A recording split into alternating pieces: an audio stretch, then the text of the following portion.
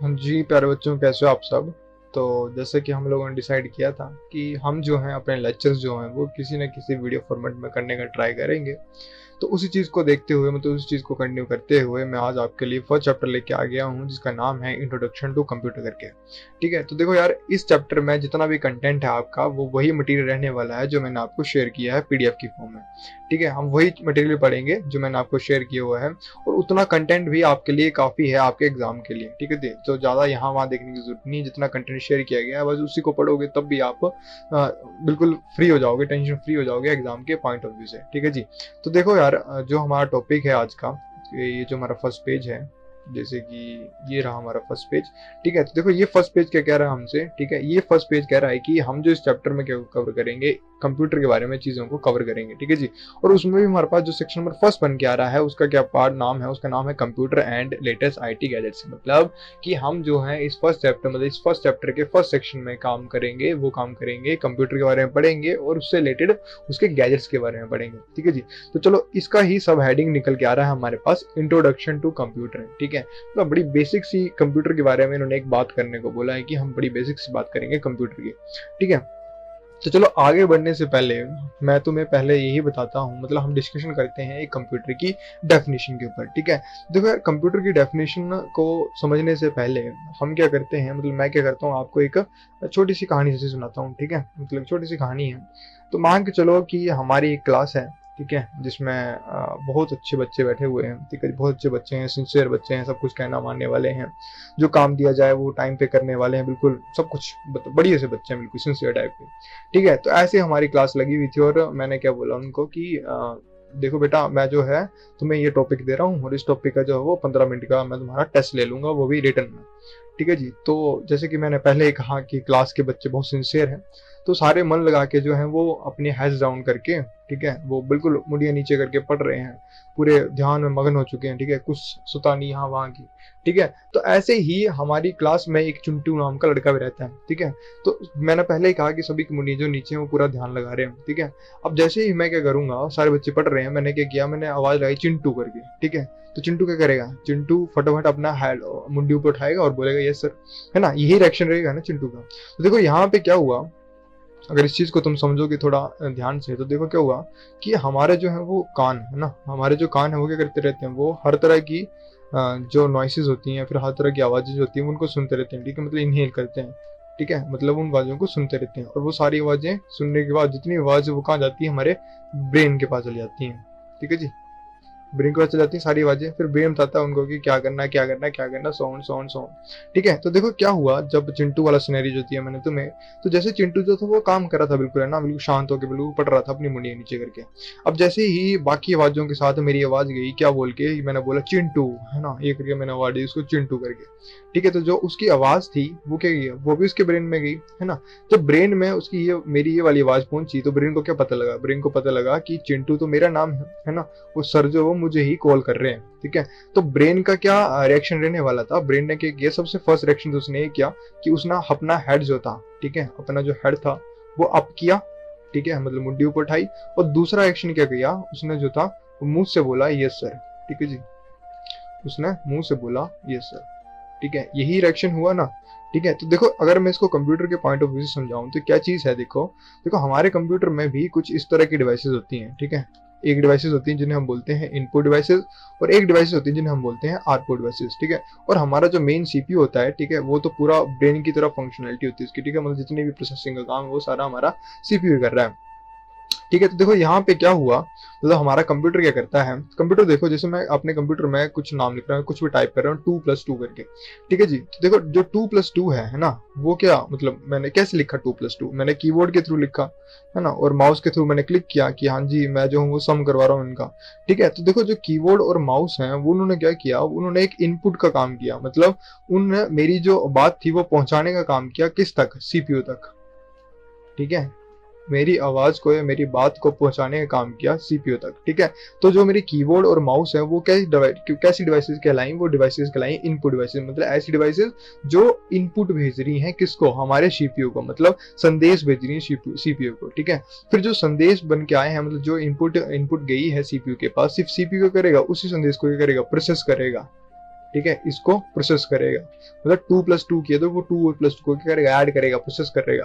Process करने के बाद जो है वो सीपीयू जो एक रिजल्ट बना देगा, ठीक है। और रिजल्ट बनाने के बाद वो क्या करेगा, हमें वो एक रिजल्ट दिखा देगा। कहाँ पे दिखाएगा, वो दिखाएगा मुझे मेरे मॉनिटर पे, ठीक है, जिस जो हम टीवी जैसे लगा हुआ ना उसको हम बोलते हैं मॉनिटर, ठीक है। तो उस पे मुझे जो वो अपनी आउटपुट को शो करवा देगा। मतलब जो भी उसने डाटा प्रोसेस किया, जो भी उसके बाद रिजल्ट बन के आया, वो रिजल्ट उसने कहाँ शो करवाया, मुझे मेरे मॉनिटर के ऊपर शो करवा दिया, ठीक है। तो देखो मॉनिटर क्या हुआ, वो हो गया हमारा आउटपुट डिवाइस। मतलब एक ऐसी डिवाइस जो सीपीयू ने क्या प्रोसेस किया, क्या रिजल्ट जनरेट किया, वो हमें शो करवा रहा है, ठीक है। तो समझ गए। तो यहाँ से एक बड़ी बेसिक सी डेफिनेशन निकल आ रही है कंप्यूटर की। तो वो क्या है, वो है computer is a electronic device, ठीक है, is an electronic device. Computer एक इलेक्ट्रॉनिक डिवाइस है जो which take input from the user, ठीक है। मतलब जो यूजर से, मतलब जो उस कंप्यूटर को यूज कर रहा है उससे इनपुट लेती है। इनपुट मतलब उससे संदेश लेती है कि क्या काम करना है, ठीक है। कैसे लेती है, वो लेती है इनपुट डिवाइसेस के थ्रू, या तो वो कीबोर्ड के थ्रू लेती है या तो वो माउस के थ्रू लेती है ना। फिर जो भी इनपुट जाएगी सीपीयू के पास, फिर सीपीयू करेगा उस इनपुट को प्रोसेस करेगा, और उस इनपुट के बेसिस पे ही प्रोसेसिंग के बाद वो उसको जनरेट करेगा आउटपुट्स को, और वो आउटपुट हमें अपने टीवी स्क्रीन के ऊपर दिख जाएंगी, ठीक है जी। मतलब अपने मॉनिटर के ऊपर दिख जाएंगी, ठीक है, समझ गए। तो ये बेसिक सी डेफिनेशन थी कंप्यूटर की कि it is an electronic device which takes input from the user, processes it and generate output according to the input, ठीक है। ये बेसिक सी डेफिनेशन है हमारे कंप्यूटर की, ठीक है जी। इतना क्लियर हो गया। तो चलो आगे पढ़ते हैं अब हम, ठीक है। तो देखो नेक्स्ट स्लाइड में हमारे क्या बोल रहा है ये, ठीक है। अगर तुम यहाँ देखोगे तो ठीक है, यहाँ पे देखो जो हमारे काम की चीजें हैं वो क्या है, ठीक है। देखो यहाँ पे, ठीक है, ये जो हमारा फर्स्ट हेडिंग निकल आ रहा है कंप्यूटर एंड आईटी गैजेट्स करके, हम इसी का पार्ट पढ़ रहे हैं, इंट्रोडक्शन टू कंप्यूटर करके, ठीक है। तो देखो यार तुम्हें ये फर्स्ट वाला पैरा पढ़ने की जरूरत नहीं है, ठीक है जी। मतलब एक बार रीडिंग करनी होगी तो कर लेना, इसमें कुछ भी, इसमें ये लिखा हुआ है कि आज के टाइम में जो है हम जो कंप्यूटर का यूज कर रहे हैं रेलवे स्टेशन में, ठीक है, एयरलाइंस में, ठीक है, बैंक्स में, ठीक है, पेमेंट भी कर रहे हैं ऑनलाइन, सब कुछ बिल भी दे रहे हैं ऑनलाइन, सब कुछ, ठीक है। हम वेदर भी चेक कर पा रहे हैं कि कल बारिश होगी कि नहीं होगी, ठीक है। तो ये सारा कैसे हो पा रहा है, ये कंप्यूटर की वजह से हो पा रहा है। तो ये हमें फर्स्ट वाला पैरा देखने की जरूरत नहीं है, ठीक है। अगर तुम चाहो तो एक बार रीड कर सकते हो, सेम बात है जिसमें सेम लिखा जो मैंने तुम्हें यहाँ पे बताया, ठीक है। अब जो हमारे लिए मेन इंपोर्टेंट टर्म आती निकल के, वो आता है हमारे पास सेकंड वाला पैरा है, ठीक है। तो देखो सेकंड वाले पैरे में क्या बोल रहा है कि the word computer is derived from the word compute, ठीक है। मतलब बोल रहा है कि जो कंप्यूटर शब्द है ना वो बना था कंप्यूट नाम से, ठीक है। मतलब कंप्यूट नाम से कंप्यूटर शब्द निकल के आया था। अब कंप्यूट का मतलब क्या होता है, कंप्यूट का मतलब होता है कैलकुलेशंस, ठीक है जी। मतलब जो स्टार्टिंग में कंप्यूटर बने थे हमारे, ठीक है, जो स्टार्टिंग हमारे फर्स्ट कंप्यूटर्स बन के आए थे, उनका मेन पर्पस यही था कि वो कैलकुलेशंस के लिए यूज किए जाएंगे, ठीक है। मतलब वो बेसिक सा उनका फंडा एक ही था कि वो कैलकुलेशंस के लिए यूज किए जाएंगे, ठीक है, मैथमेटिकल कैलकुलेशंस के लिए। लेकिन जैसे जैसे कंप्यूटर जो हमारे एडवांस होते गए, उनमें हम अपडेशन करते गए, यहाँ वहाँ के कुछ और उसमें एक्स्ट्रा फीचर्स डालते गए, तो क्या हो गया कि हम कंप्यूटर का ज्यादा यूज लग पड़े करने, किसके पर्पस के लिए, अपने एंटरटेनमेंट के पर्पस के लिए, जैसे कि म्यूजिक सुनने के लिए, गेम्स खेलने के लिए, ठीक है, मूवीज देखने के लिए, फिर वीडियो एडिटिंग करने के लिए। मतलब काफी अलग वे में हम उसको एंटरटेनमेंट के पर्पस के लिए ले गए, ठीक है। लेकिन जब स्टार्टिंग में कंप्यूटर का कॉन्सेप्ट बन के आया था तो वो उसका मेन कॉन्सेप्ट वही था कि किस लिए यूज होगा, वो होगा सिर्फ और सिर्फ कैलकुलेशंस करने के लिए, ठीक है। तो देखो यहाँ पे हमें बता दिया कि कंप्यूटर जो वर्ड निकला है कंप्यूट से, ठीक है, कंप्यूटर जो वर्ड वो निकला है कंप्यूट से, जिसका मतलब ही क्या होता है, कैलकुलेशन करके, ठीक है। तो देखो यहाँ पे एक चीज और तुम्हारे लिए निकल जाती है कि मेन क्वेश्चन जो तुम्हारे लिए यहाँ से निकल आता है कि कंप्यूटर क्या करता है। Computer is a calculating device, ठीक है जी, calculating device that can do, ठीक है, that can do arithmetical and logical operations with speed, ठीक है जी। देखो ये जो लिखा है ना, that can arithmetical and logical operation, ठीक है, ये तुम्हारे लिए इंपॉर्टेंट है, याद रखना, ठीक है, अर्थमेटिकल एंड लॉजिकल ऑपरेशन, ठीक है। ये चीज तुम्हारे काम की है क्योंकि हर बार तुमसे पूछ सकता है कि हाँ जी सीपीयू का काम क्या होता है जी, कंप्यूटर का काम क्या होता है जी। तो तुम्हें हर बार यही बताना है कि कंप्यूटर क्या करता है, मतलब सीपीयू क्या करता है, वो करता है अर्थमेटिकल और लॉजिकल ऑपरेशंस को परफॉर्म करता है, ठीक है जी। मतलब दो तरह के ऑपरेशन को करता है हमारा सीपीयू, एक होते हैं अर्थमेटिक ऑपरेशन, दूसरे होते हैं लॉजिकल ऑपरेशन, ठीक है जी। तो ये फर्स्ट वाले जो पैरा था इसमें सिर्फ हमारे काम की सिर्फ इतनी सी लाइन ही थी, ठीक है, कि कंप्यूटर किस शब्द से निकल के बना है, वो कंप्यूटर से निकल के बना है, उसका नाम मतलब उसका जो मेन कॉन्सेप्ट है वो क्या है, वो कैलकुलेशन करना है, ठीक है जी। सेकंड है कि कंप्यूटर क्या करता है, वो अर्थमेटिक और लॉजिकल ऑपरेशंस को करता है, ठीक है जी। मेन चीज यही है, ठीक है। फिर आगे इसमें इन्होंने कुछ में लिखा आगे, तो फिर सिंपल सी वो लिखी हुई है, क्या लिखा हुआ है ना, लिखा है and but today it's definition has changed because now the use of the computer is not limited to the calculation, today it is used for music, graphics and internet is also happening in many other areas, ठीक है जी। Same वही है जो मैंने तुम्हें पहले बता दिया कि कंप्यूटर का यूज जो है वो अब जो है वो बेसिकली कैलकुलेशंस के लिए नहीं हो रहा है, हम इसको अपने एंटरटेनमेंट के पर्पस के लिए भी यूज कर रहे हैं। ठीक है जी, तो ये था हमारा फर्स्ट पेज में सिर्फ इतना सा कॉन्सेप्ट था हमारा देखने वाला। चलो अब मूव होते हैं हम अपने सेकंड चैप्टर की तरफ। ठीक है, देखो ये हमारे लिए थोड़ा मेन चैप्टर आ रहा है, मतलब ये वाला सेक्शन जो वो मेन सेक्शन है, क्योंकि यहाँ पे हमें बताया गया कि कंप्यूटर कितनी तरह के होते हैं। ठीक है, मतलब ये जो पूरा पेज है हमारे पास, सेकंड नंबर का जो पेज है, ये पूरा का टोटली पूरा का पूरा इंपॉर्टेंट है। क्यों? क्योंकि इसमें हमें बताया गया है कि कंप्यूटर के टाइप्स कितने होते हैं। ठीक है, तो देखो यार कंप्यूटर के टाइप्स कितने होते हैं इसमें। हमारे पास टोटल कंप्यूटर 3 टाइप्स के होते हैं। ठीक है, एक कंप्यूटर होते हैं जिन्हें हम बोलते हैं एनालॉग कंप्यूटर्स, दूसरे कंप्यूटर जो होते हैं जिन्हें हम बोलते हैं डिजिटल कंप्यूटर्स, और जो तीसरे कंप्यूटर होते हैं उन्हें हम बोलते हैं हाइब्रिड कंप्यूटर्स। फर्स्ट नंबर पे आते हैं हमारे पास एनालॉग कंप्यूटर्स। तो एनालॉग कंप्यूटर्स देखो यार ऐसे कंप्यूटर होते थे जो किसी न किसी मैकेनिकल या इलेक्ट्रिकल कंपोनेंट के ऊपर जो थे वो ऑपरेट किए जाते थे। मतलब एनालॉग कंप्यूटर एक ऐसे कंप्यूटर थे जिनकी इनपुट या प्रोसेसिंग किसी न किसी मैकेनिकल या इलेक्ट्रिक वे के ऊपर डिपेंडेंट थी। ठीक है जी, ये कंप्यूटर जो थे वर्ल्ड वॉर 2 के दौरान, ठीक है जी, मतलब वर्ल्ड वॉर 2 में जो उनके कोड्स थे, ठीक है, उनको ब्रेक करने के लिए काफी इंपॉर्टेंट साबित हुए थे। इसलिए जिनका एरा था वो 1950s और 1960s के टाइम तक ही था। लेकिन जैसे जैसे कंप्यूटिंग की प्रॉब्लम्स बढ़ती गई, ठीक है, तो इनकी जो एक्यूरेसी थी है ना वो कम होती गई थी। ठीक है, जो यहाँ लिखा है ना कि analog computers have a limited capacity in accepting and computing problems and may not always be accurate in their result.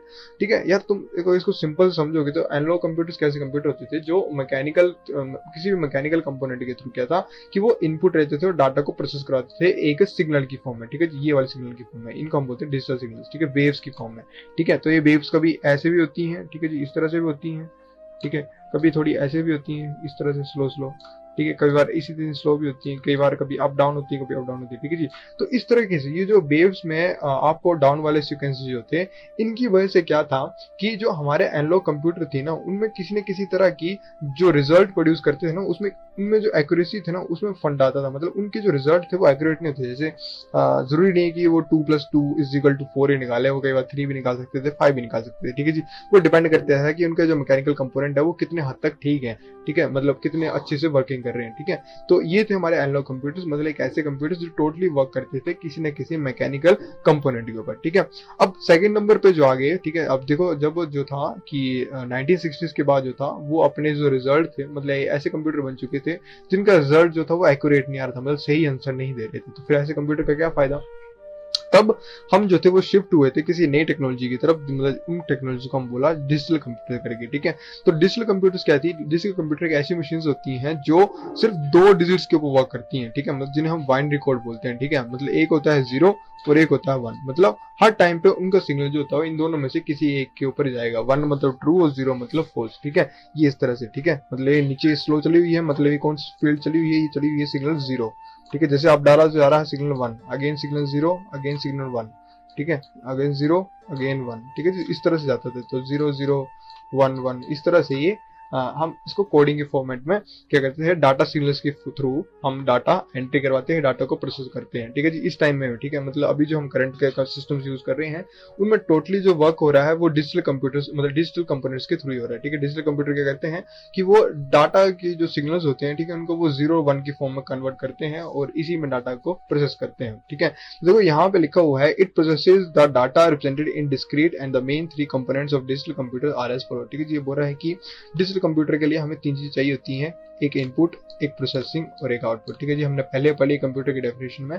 तो कंप्यूटर क्या है? हमारा एक डिजिटल कंप्यूटर, मतलब कंप्यूटर्स क्या है? एक हमारी डिजिटल मशीन्स हैं। ठीक है, जो वर्क करती हैं डिजिटल सिग्नल्स के ऊपर, मतलब वो वर्क कहते हैं हमारी बाइनरी लैंग्वेज के ऊपर। ठीक है, मतलब 0 और 1 लैंग्वेज के ऊपर। ठीक है, इसी लैंग्वेज को हम बोलते हैं बाइनरी लैंग्वेज। ठीक है, मतलब ऐसा कोड जो 0 1 की फॉर्मेट में लिखा जाए उसको हम बोलेंगे बाइनरी कोड। ठीक है जी, अब देखो यहाँ पे जो आपके काम की चीज है वो लिखा हुआ है, द फर्स्ट डिजिटल कंप्यूटर वो designed for numerical computation during the 1940s and has made server advantage over the years. ठीक है, ये बोला है कि पहला जो हमारा डिजिटल कंप्यूटर था वो बना था 1940s के टाइम में। ठीक है, तो यहाँ से तुम्हारे लिए क्वेश्चन आ सकता है एक कि जो हमारा फर्स्ट डिजिटल कंप्यूटर था वो कब डिजाइन किया गया था? वो किया गया था 1940s के आसपास।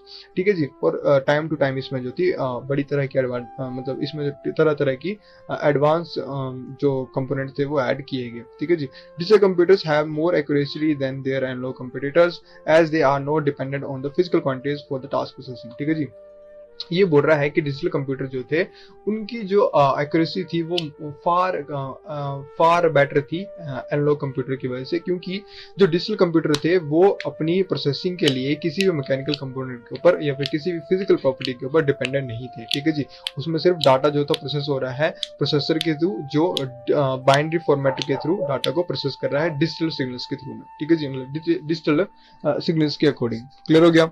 चलो जी, अब थर्ड नंबर पे आता है हाइब्रिड कंप्यूटर। तो हाइब्रिड कंप्यूटर यार ऐसे कंप्यूटर्स होते हैं जो जिन कंप्यूटर्स में एनालॉग कंपोनेंट मतलब एनालॉग सिग्नल्स का भी यूज किया जाता है और उन्हीं कंप्यूटर्स में डिजिटल सिग्नल्स का यूज भी किया जाता है। ठीक है जी, अब देखो यहाँ पे जो तुम्हारे लिए आगे मेन पॉइंट बन के आ रहा है वो आ रहा है कि डिजिटल कंप्यूटर जो वो आगे फर्दर डिवाइड हो चुके हैं। ठीक है जी, मतलब हमें पहले पता है कि डिजिटल कंप्यूटर्स क्या हैं, कि ऐसे कंप्यूटर्स हैं जो डिजिटल सिग्नल्स के ऊपर वर्क करते हैं। ठीक है, तो इन्हीं चीजों को मतलब ये होते हैं प्रोसेसर। ठीक है, ये है हमारा सीपीयू। ठीक है, यही है मेन हमारा कंपोनेंट जो हमारा दिमाग है कंप्यूटर का।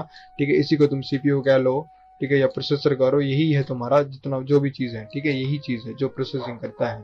ठीक है, तो देखो ये प्रोसेसर क्या थे। ठीक है, देखो स्टार्टिंग में जो प्रोसेसर आए थे वो छोटे थे ना, फिर थोड़े और बड़े प्रोसेसर बने, उसके बाद थोड़े और बड़े प्रोसेसर बने। ठीक है, उसके बाद थोड़े और बड़े प्रोसेसर बने। ठीक है, मतलब जितना बड़ा प्रोसेसर, जितना बढ़िया उसकी स्पीड है, ठीक है, उतना अच्छा उतना एडवांस कंप्यूटर। ठीक है, तो देखो ये कंप्यूटर जो थे, ठीक है, उनको डिजिटल कंप्यूटर को भी आगे 4 पार्ट में डिवाइड कर दिया गया था। ठीक है, उनकी प्रोसेसिंग के अकॉर्डिंग। ठीक है जी, कि उनके जो कैसा प्रोसेसर है, कितनी स्पीड है, क्या क्या काम कर सकता है। ठीक है, तो आगे हम पढ़ेंगे अपने कंप्यूटर्स के टाइप्स। ठीक है, कितने तरह के टाइप्स होते हैं डिजिटल कंप्यूटर्स के, माइक्रो, मिनी, मेन फ्रेम और सुपर कंप्यूटर। ठीक है, देखो यहाँ पे माइक्रो कंप्यूटर का लिखा है the processor is very small so that called micro processor and device is called micro computer. ठीक है जी, देखो सबसे छोटे जो कंप्यूटर थे हमारे पास, ठीक है, वो कंप्यूटर थे हमारे पास माइक्रो कंप्यूटर। ठीक है, माइक्रो कंप्यूटर ऐसे कंप्यूटर होते हैं जिनमें सबसे छोटा प्रोसेसर लगा जाता है। ठीक है, और वो उसको उन कंप्यूटर को सिर्फ एक बंदा यूज कर सकता है। ठीक है जी, और इसमें लिखा है कि लिखा हुआ ना, देखो micro processor micro computer is a single user device. ठीक है जी, मतलब एक ऐसा कंप्यूटर होता है जिसको कोई ना कोई सिर्फ सिंगल यूजर ही यूज कर सकता है। एग्जांपल दे रखे हैं इसके डेस्कटॉप मतलब तुम्हारा PC, laptops, palmtops, notebook, PDF etcetera etcetera etcetera. ठीक है जी, जो भी हम डेली बेसिस पे कंप्यूटर यूज कर रहे हैं वो सारे किस कैटेगरी के अंदर आ रहे हैं, वो आ रहे हैं हमारे माइक्रो कंप्यूटर के कैटेगरी के अंदर। ठीक है, अच्छा अब सेकंड नंबर पे जो हमारे पास कंप्यूटर आ रहे हैं, ठीक है, सेकंड नंबर पे जो हमारे पास कंप्यूटर आ रहे हैं वेरी स्मॉल। सेकंड नंबर पे जो हमारे पास कंप्यूटर आ रहा है वो कंप्यूटर हमारे पास मिनी कंप्यूटर। ठीक है, देखो क्या लिखा हुआ इसमें, the processor of mini computer is small but larger than micro processor. ठीक है जी, ये कह रहा है कि जो मिनी कंप्यूटर होते हैं, ठीक है, उनका जो प्रोसेसर होता है, मतलब जो मिनी कंप्यूटर होते हैं उनका जो प्रोसेसर होता है वो भी छोटा ही होता है, लेकिन माइक्रो कंप्यूटर की तुलना में वो प्रोसेसर थोड़ा बड़ा होता है। ठीक है, mini computer is a multi user device generally use in designing company for commercial use. ठीक है जी, और ये बोल रहा है कि मिनी कंप्यूटर में एक खासियत बात ये होती है कि इसको एक साथ मल्टीपल यूजर्स जो हैं वो यूज कर सकते हैं, ऑपरेट कर सकते हैं। ठीक है जी, देखो सबसे छोटे कंप्यूटर माइक्रो कंप्यूटर जिन्हें हम डेली बेसिस पे यूज करते हैं, जैसे हमारे पीसीज हो गए, लैपटॉप्स हो गए, है ना, ये किस कैटेगरी के अंदर आ रहे हैं, ये आ रहे हैं हमारे माइक्रो कैटेगरी के अंदर, जिनमें छोटे प्रोसेसर लगे होते हैं। वो किस लिए यूज किए जाते हैं, सिर्फ और सिर्फ सिंगल यूजर डिवाइस होते हैं, मतलब उनको सिर्फ एक बंदा यूज कर सकता है। ठीक है, अब दूसरे कैटेगरी के जो कंप्यूटर होते हैं उन्हें हम बोलते हैं मिनी कंप्यूटर। ठीक है, मिनी कंप्यूटर ऐसे कंप्यूटर होते हैं जिनमें छोटे प्रोसेसर लगा होता है, लेकिन वो माइक्रो कंप्यूटर से थोड़े बड़े प्रोसेसर होते हैं। ठीक है, और जो मिनी कंप्यूटर होते हैं उनको जो है वो मल्टीपल यूजर्स जो है at the same time use कर सकते हैं। ठीक है, तो थर्ड नंबर पे आता है हमारे पास मेन फ्रेम कंप्यूटर। ठीक है, तो देखो मेन फ्रेम कंप्यूटर जो है it has a larger processor. ठीक है, लिखा हुआ है कि मिनी कंप्यूटर से और माइक्रो प्रोसेसर से, इन दोनों से बड़ा प्रोसेसर होता है हमारे मेन फ्रेम के पास, और साथ में ये मल्टी यूजर डिवाइस तो है ही। ठीक है, number of users is more then in mini computer. ठीक है, this is multi user and multitasking device mostly use in metrology. ठीक है जी, देखो ये यहाँ पे क्या बात कर रही है, यहाँ पे एक चीज क्या आ गई, एडवांस क्या चीज आ गई यहाँ पे मेन फ्रेम कंप्यूटर में, ये बोल रहा है कि ये मल्टी यूजर डिवाइस होता है, साथ में मल्टीटास्किंग डिवाइस भी होता है। ठीक है, मतलब एक साथ इसको मल्टीपल यूजर यूज कर रहे हो और सारे यूजर जो वो एक साथ अलग अलग काम भी कर रहे हैं। ठीक है, तो ये आपको जो खासियत मिलती है वो किसमें मिलती है, वो आपको मिलती है आपके मेन फ्रेम कंप्यूटर के अंदर। ठीक है, अगर मैं नेक्स्ट स्लाइड की तरफ जाऊं तो देखो ये रहे हमारे कंप्यूटर्स जो हमने पढ़े पहले, टाइप्स ऑफ कंप्यूटर। तो टाइप ऑफ कंप्यूटर हमारे पास analog computers, digital computer, hybrid computer. ठीक है जी, देखो ये होते हैं हमारा एनालॉग कंप्यूटर। ठीक है, मतलब ऐसे कंप्यूटर जो किसी न किसी मैकेनिकल या इलेक्ट्रिकल, मतलब किसी न किसी फिजिकल ठीक है, सिग्नल्स के थ्रू जो थे वो प्रोसेसिंग करवाते हैं डाटा के अंदर। ठीक है, ये तुम्हारी घड़ी होगी, ठीक है, इन्हें भी हम एनालॉग घड़ियाँ बोलते हैं, जो सुई वाली घड़ी होती है उन्हें एनालॉग कंप्यूटर बोलते हैं। ठीक है, एनालॉग वॉचेस होती हैं हमारी। ठीक है, फिर आगे डिजिटल वॉच आ गई। ठीक है, डिजिटल वॉच की होती है किसी में सर्किट के थ्रू, मतलब किसी न किसी डिजिटल सिग्नल के फॉर्मेट में हमारे पास जो कैलकुलेशन हो रही है उसकी वजह से हमें टाइम पता चल रहा है। ठीक है, ये है हमारा डिजिटल कंप्यूटर, ये जो चीज़ है हमारी, यही है डिजिटल कंप्यूटर। ठीक है, और ये आता है तुम्हारा हाइब्रिड कंप्यूटर। हाइब्रिड कंप्यूटर क्या मतलब, ये देखो यहाँ पे एनालॉग कंप्यूटर का यूज भी किया जा रहा है, साथ में डिजिटल कंप्यूटर का यूज भी किया जा रहा है किसी काम को अचीव करने के लिए। ठीक है जी, तो ये तो तुम्हारे पास बेसिक सा टाइप ऑफ कंप्यूटर। ठीक है, तो हम पढ़ रहे थे super main frame computer. Mainframe computer के बाद आता है हमारे पास सुपर कंप्यूटर। ठीक है, देखो सुपर कंप्यूटर जो है वो सबसे एडवांस कंप्यूटर्स हैं। ठीक है, सबसे advance. The processor is the biggest, ठीक है, then the other computers and processing capacity is highest than the other device. ठीक है जी, ये बात कर रहा है कि सुपर कंप्यूटर के पास सबसे बड़ा प्रोसेसर होता है।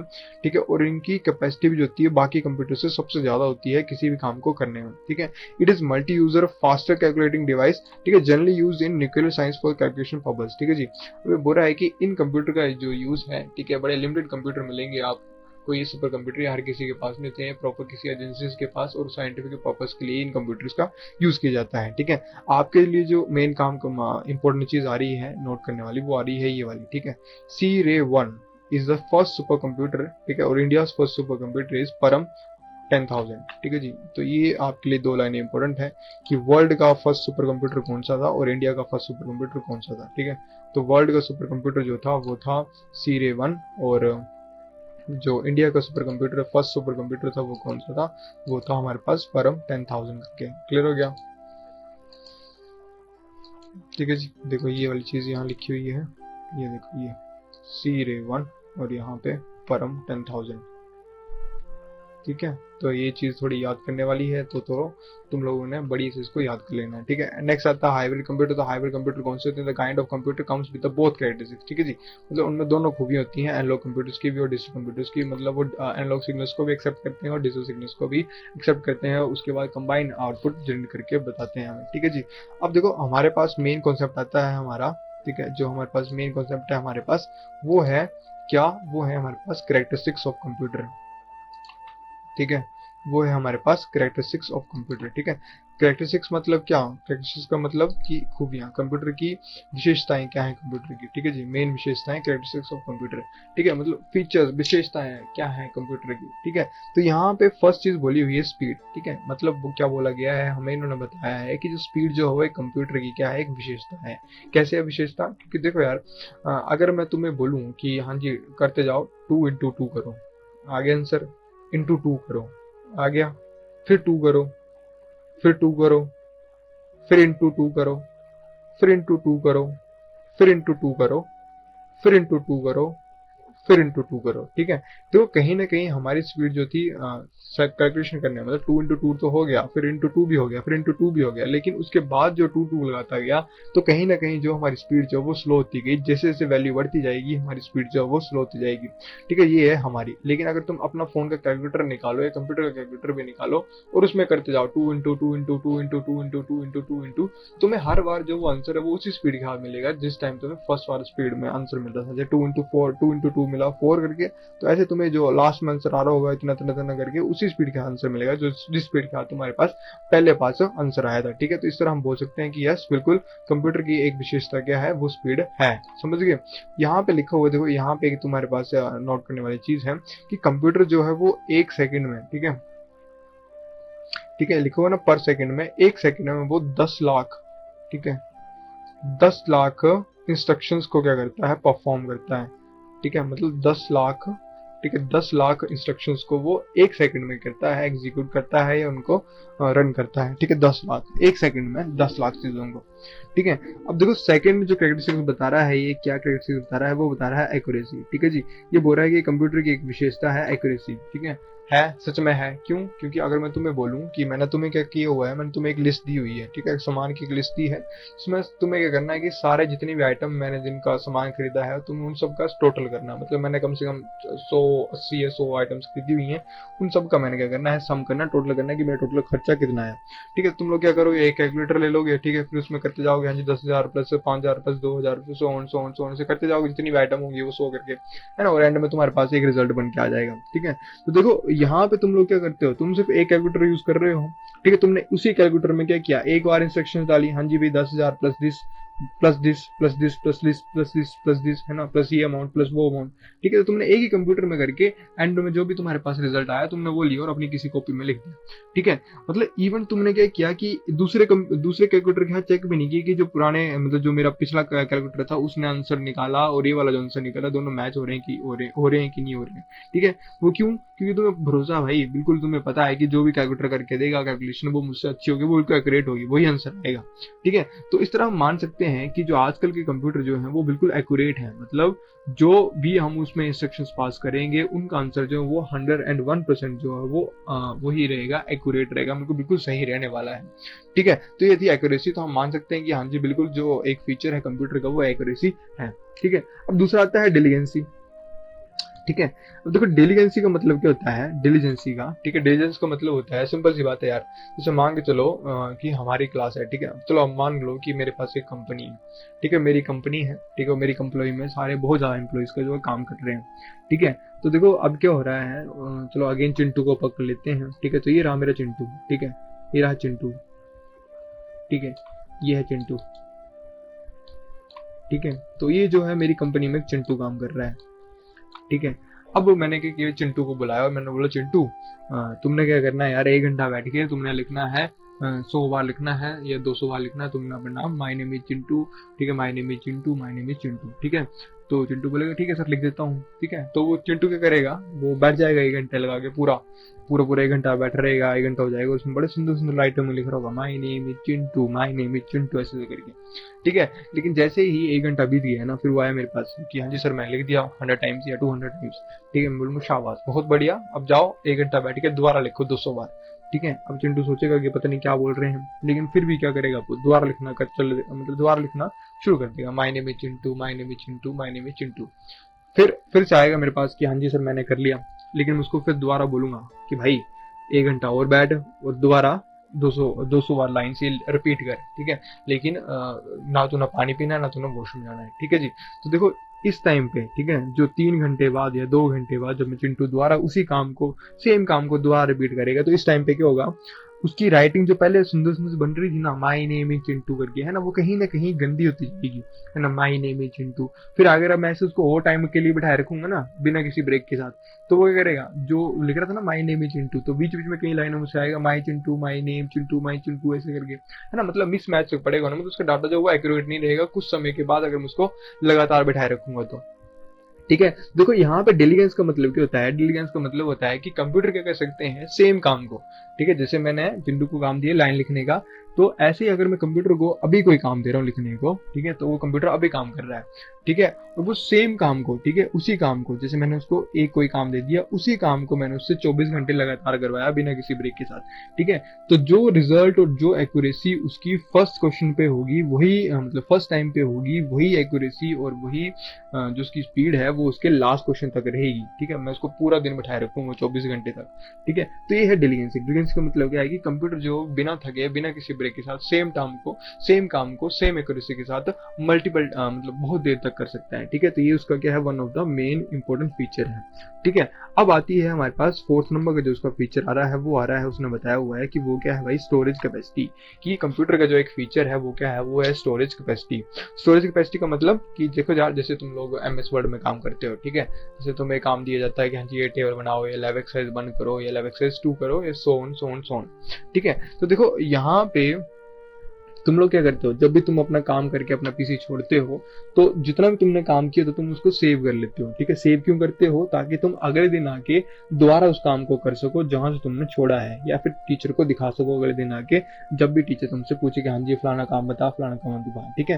देखो यार कंप्यूटर तो क्या काम कर रहा है, कंप्यूटर मैंने तुम्हें पहले बोला, कंप्यूटर कर रहा है, पहले इनपुट ले रहा है, ठीक है, फिर उसको क्या कर रहा है, प्रोसेस करवा रहा है सीपीयू के थ्रू, फिर जो आंसर बन के आ रहा है उसको वो हमें शो करवा दे रहा है, ठीक है। यही होता है जब हम MS वर्ड में काम करते हैं। MS वर्ड में क्या कर रहे हैं, हम काम कर रहे हैं, ठीक है, ये लाइन लिखी, उसमें वो फॉर्मेटिंग की, वो फॉर्मेटिंग की, वो फॉर्मेटिंग की, ठीक है। लेकिन वो फॉर्मेटिंग हमें कब तक दिखेगी, जब तक ही दिखेगी जब तक हमारे सिस्टम को क्या मिल रहा है, करंट मिल रहा है, ठीक है, जब तक हमारे सिस्टम को पावर सप्लाई मिल रही है, हमें वो आउटपुट दिख रही है। जैसे ही मेरी बिजली चली जाएगी या फिर कहीं से पावर लॉस हो जाएगा, तो मेरा सिस्टम में जो मैंने काम किया होगा वो तो उड़ जाएगा, है ना, वो रिमूव हो जाएगा, है ना। तो इसी चीज को देखते हुए मतलब बाद में जो भी हमारे पास आउटपुट निकल के आ रही है, इस आउटपुट को स्टोर करने के लिए हमारे पास कॉन्सेप्ट आता है स्टोरेज का। ठीक है, एक स्टोरेज का कॉन्सेप्ट आता है हमारे पास।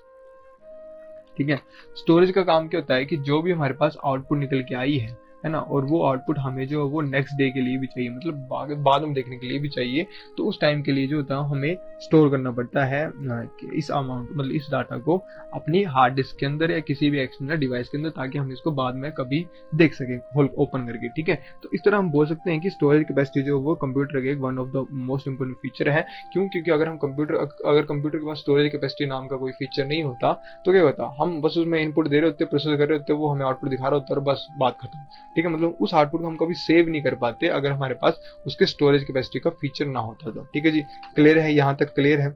चलो अब चलते हैं हम अपने नेक्स्ट स्लाइड की तरफ। ठीक है, तो ये देखो, ये रही जी तुम्हारे मिनी कंप्यूटर, माइक्रो कंप्यूटर, ठीक है, मेन फ्रेम कंप्यूटर और सुपर कंप्यूटर। ठीक है, तो देखो सबसे जो छोटे कंप्यूटर थे तुम्हारे, वो कौन से कंप्यूटर थे? वो थे तुम्हारे पास माइक्रो कंप्यूटर्स। ठीक है, ये थे माइक्रो। ठीक है, नंबर फर्स्ट पे आते हैं जो हमारे डिजिटल कंप्यूटर की कैटेगरी में नंबर फर्स्ट पे कंप्यूटर आते हैं। एक सेकंड को, ठीक है, ये देखो जो हमारी फर्स्ट कैटेगरी पे जो कंप्यूटर आते हैं, ठीक है, जिनको हम बोलते हैं डिजिटल कंप्यूटर जो है, जिन्हें हम बोलते हैं माइक्रो कंप्यूटर। माइक्रो कंप्यूटर क्या होता है कि इनमें थोड़ा छोटा प्रोसेसर लगा होता है, स्मॉल प्रोसेसर लगा होता है, और इनको सिर्फ सिंगल यूजर ही यूज कर पाता है। ठीक है, थोड़ा छोटा प्रोसेसर लगा होता है इनके बीच में, और इनको सिर्फ सिंगल यूजर ही यूज किया जाता है। ठीक है, एग्जांपल हमारे लैपटॉप्स हो गए, पीसी हो गया, सो ऑन हो गया, और मतलब बाकी तरह के कंप्यूटर में जो ऐसे कंप्यूटर जिनको हम डेली यूज करते हैं। ठीक है, फिर दूसरे नंबर पे आया था हमारे पास मिनी कंप्यूटर। ठीक है, मिनी कंप्यूटर क्या होते हैं? मिनी कंप्यूटर कैसे कंप्यूटर होते हैं? एक ये भी इनमें प्रोसेसर लगा होता है, लेकिन इनका प्रोसेसर भी छोटा होता है। ठीक है, इनका प्रोसेसर भी स्मॉल होता है, लेकिन जो माइक्रो कंप्यूटर होता है उनसे थोड़ा बड़ा होता है। ठीक है, ये एक खासियत है मिनी कंप्यूटर में। और एक खासियत और है कि इसको मल्टीपल यूजर्स, ठीक है, इसको मल्टीपल यूजर्स जो वो एक साथ यूज कर सकते हैं, मतलब दो से अधिक बंदे जो इस सिस्टम को एक साथ यूज कर सकते हैं एक टाइम पे। ठीक है जी, ये था हमारे पास मिनी कंप्यूटर। फिर थर्ड नंबर पे आता हमारे पास mainframe computer. Mainframe computer क्या था? ये एक ऐसा कंप्यूटर था जिसका जो प्रोसेसर था वो माइक्रो कंप्यूटर से, ठीक है, और मिनी कंप्यूटर से, इन दोनों कंप्यूटर से था इसका प्रोसेसर जो था वो बड़ा था। ठीक है, बिगेस्ट प्रोसेसर था। और इसमें एक खासियत क्या थी कि इसमें मल्टीपल यूजर यूज कर सकते हैं। मल्टीपल यूजर्स क्या कर सकते हैं? इस सिस्टम को यूज कर सकते हैं, और मल्टीपल प्रोसेसिंग भी करवा सकते हैं। मतलब इस सिस्टम को मल्टीपल लोग यूज कर रहे हैं एक साथ। ठीक है, और हर बंदा अलग अलग काम भी कर रहा है एक साथ। ठीक है जी, जैसे कैसे, मतलब ये इस तरह के कंप्यूटर जो तुम लोगों ने बैंक साइड देखे होंगे। ठीक है, अगर तुम बैंक में जाओगे तो वो तुम्हें काफी टर्म यूज करते हैं कि हाँ जी हमारा सर्वर डाउन है, इसकी सर्वर डाउन है जी, आज ये काम नहीं हो पाएगा, वो काम नहीं हो पाएगा। ठीक है, तो वो काम क्या था कि वहां पे क्या होता है कि यहाँ पे एक बैंक होता है। ठीक है, इस तरह से तुम सोच लो कि बैंक में क्या होता है कि एक बड़ा कंप्यूटर लगा होता है, जिसे हम मेन फ्रेम कंप्यूटर बोलते हैं, और उसी कंप्यूटर के साथ जो होता है वो बैंक के सारे कंप्यूटर जो है वो अटैच होते हैं। ठीक है, इस तरह से। ठीक है, ये कैशियर का कंप्यूटर आ गया, ये आगे उस जो पर्सनल असिस्टेंट है उसका कंप्यूटर आ गया, ये किसी अलग बंदे का कंप्यूटर आ गया, ये बैंक मैनेजर का कंप्यूटर आ गया। ठीक है, तो इसी कंप्यूटर के साथ जो होता है वो हमारे मल्टीपल कंप्यूटर जो अटैच होते हैं। ठीक है, और जितनी भी इंफॉर्मेशन होती है, जितना भी डाटा होता है वो सारा इसी कंप्यूटर के पास होता है। ठीक है, इसी कंप्यूटर के पास होता है जितना भी डाटा होता है। ठीक है, बाकी सारे कंप्यूटर तो बस एक प्यादों की तरह काम कर रहे हैं कि हाँ जी यहाँ की इन्फॉर्मेशन वहाँ लेके जा रहे हैं और पूछ रहे हैं कि मैं ये काम कर दूँ कि वो काम कर दूँ। ठीक है जी, तो बस जो ये मेन फ्रेम कंप्यूटर में होता है कि इसमें एक बड़ा सा कंप्यूटर होता है जो बाकी छोटे छोटे कंप्यूटर्स को कंट्रोल कर रहा होता है। ठीक है, ये है हमारा मेन फ्रेम कंप्यूटर। और लास्ट नंबर पे आता है सुपर कंप्यूटर। तो सुपर कंप्यूटर भाई बहुत ही एडवांस कंप्यूटर होते हैं। ठीक है, इनका प्रोसेसर जो होता है बिगेस्ट होता है। ठीक है, सबसे बड़ा कंप्यूटर होता है, और ये बड़े बंदे इसको यूज कर सकते हैं। उसमें काफी अलग लेवल पे प्रोसेसिंग होती है। ठीक है, और ये ज्यादातर साइंटिफिक पर्पज के लिए यूज किया जाता है। ठीक है, काफी गिने चुने कंप्यूटर हैं। ठीक है, क्योंकि ये हर किसी के पास कंप्यूटर नहीं होते हैं सुपर कंप्यूटर, ये पर्टिकुलर किसी ऑर्गेनाइजेशन के पास और पर्टिकुलर किसी एजेंसी के पास ही आपको ये कंप्यूटर देखने को मिलेंगे। ठीक है जी, चलो चलते हैं हम नेक्स्ट स्लाइड की तरफ।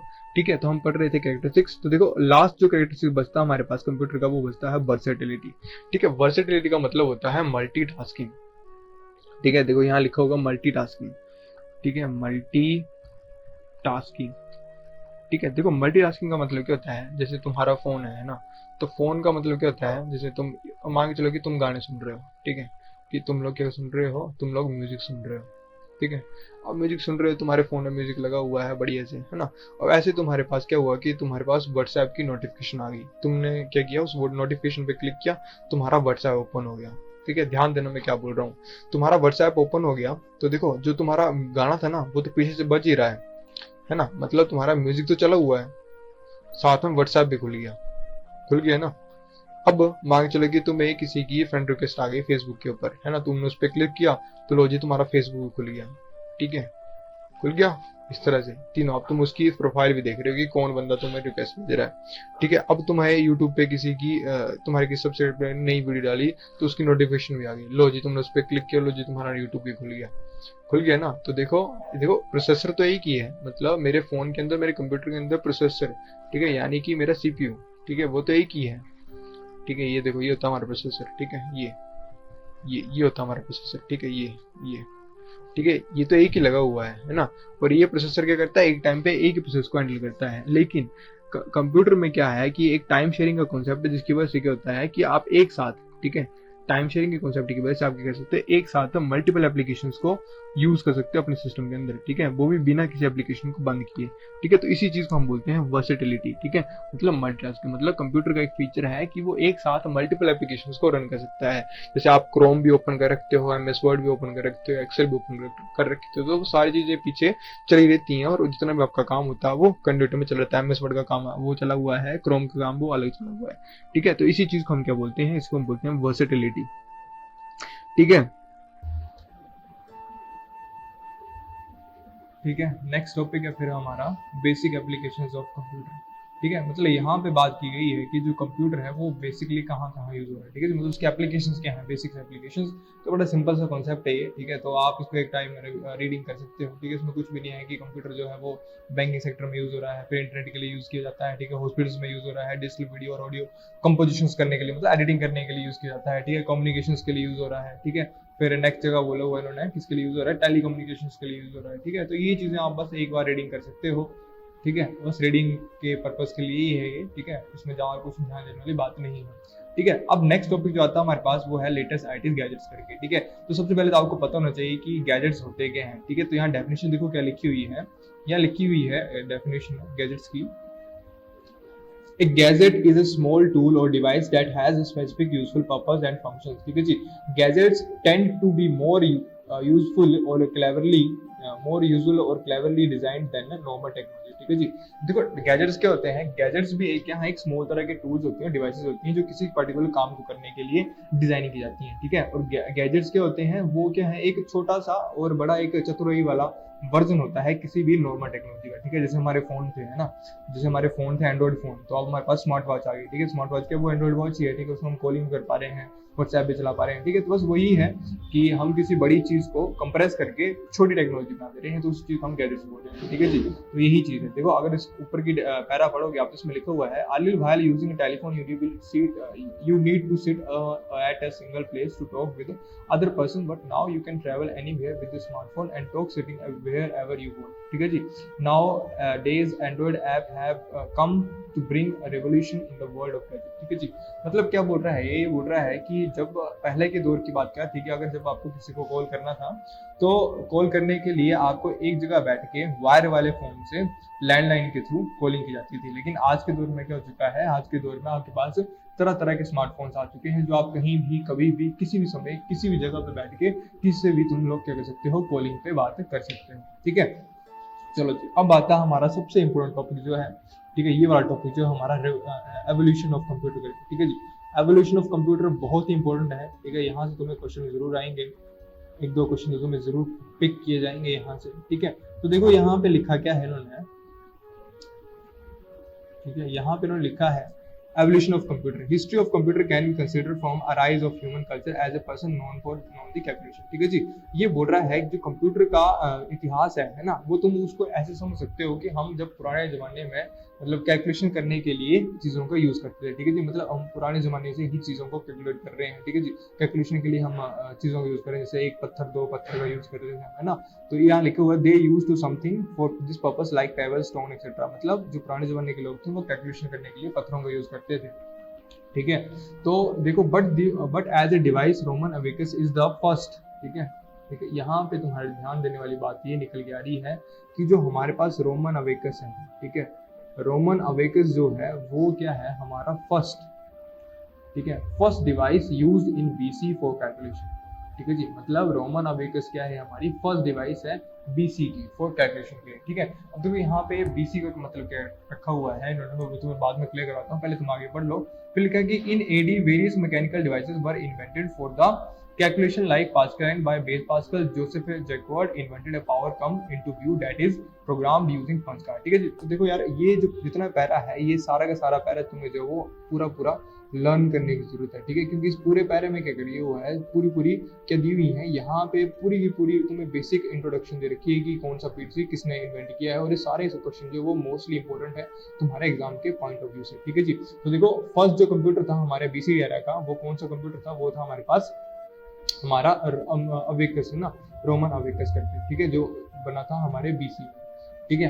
अब एडी में क्या था, जो हमारे पास एडी का फर्स्ट कंप्यूटर बन के आया था वो था पास्कल, जिसे बनाया था ब्लेज़ पास्कल, ठीक है। और फिर उसके बाद आ गया था हमारे पास और जोसेफ जैकर्ड ने हमारे पास बनाए थे पंच कार्ड्स, ठीक है। चार्ल्स बेबेज ने दो मशीन्स बनाई थी, एक का नाम था एनालिटिकल इंजन और दूसरे का नाम था डिफरेंस इंजन, ठीक है। And Hollerith census machine, tabulating machine, और होलरिथ ने क्या थी, एक सेंसिस मशीन बनाई थी जो टैबलेटिंग के लिए यूज की जाती थी, ठीक है। अटानसो बैरी कंप्यूटर एबीसी जो कंप्यूटर था वो फुली डिजिटल इलेक्ट्रॉनिक कंप्यूटर था, ये पहला फुली डिजिटल इलेक्ट्रॉनिक, ठीक है जी।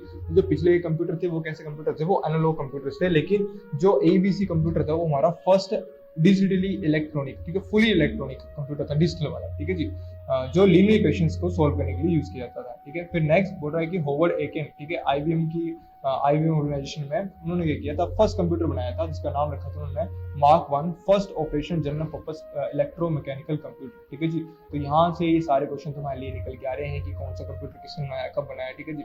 जनरल पर्पस इलेक्ट्रोमैकेनिकल कंप्यूटर कौन से थे, ठीक है। फिर बता रहा है कि जॉन मॉक्सली और Presper Eckert make the electronical numerical integrated and computer ENIAC, ठीक है, the first general purpose computer, ठीक है जी, first general purpose digital electronic computer used to compute a vessel filtering ballistic firing, ठीक है जी। तो देखो यहाँ से जो तुम्हारे लिए कंप्यूटर मतलब मोस्ट इंपोर्टेंट क्वेश्चन निकल के आ रहा है कि जो फर्स्ट कंप्यूटर था, ठीक है, जो फर्स्ट कंप्यूटर था कमर्शियल यूज के लिए, तो उसको सब ज्यादा बंदे यूज कर पा रहे थे, ठीक है, वो कंप्यूटर था हमारा एनिएक, ठीक है, याद रखना ये वाली बता रहा हूँ, एनिएक। ये कैसा कंप्यूटर था, फर्स्ट जनरल पर्पस कंप्यूटर था, मतलब फर्स्ट जनरल पर्पस का मतलब इसको सभी जो नागरिक थे वो यूज कर पा रहे थे। इससे पहले के सिस्टम जो थे वो या तो ऑर्गेनाइजेशन में यूज हो रहे थे या फिर किसी न किसी साइंटिफिक पर्पस के लिए यूज किए जा रहे थे, लेकिन जो एनियाक कंप्यूटर जो था वो हमारा first general purpose digital electronic computer था, ठीक है। फिर आ गया हमारे पास दूसरे नंबर पे यूनिवर्सल ऑटोमेटिक कंप्यूटर, जिसे हम बोलते हैं UNIVAC 1, was the first commercially successful computer, ठीक है जी। और ये जो था यूनिवैक 1 जो था वो फर्स्ट कमर्शियली सक्सेसफुल कंप्यूटर बना, ठीक है, फर्स्ट कमर्शियली सक्सेसफुल कंप्यूटर बना हमारे पास, ठीक है। तो ये जो पैरा जो है वो तुम्हारे लिए बहुत इंपॉर्टेंट है, ठीक है। अब बात करते हैं कि यहाँ पे इन्होंने बीसी क्या लिखा हुआ है और एडी क्या लिखा हुआ है, ठीक है। बीसी और एडी क्या मतलब हुआ यहाँ पे, ठीक है। बीसी मतलब ईसा पूर्व, ठीक है, ईसा पूर्व, और एडी मतलब ईस्वी,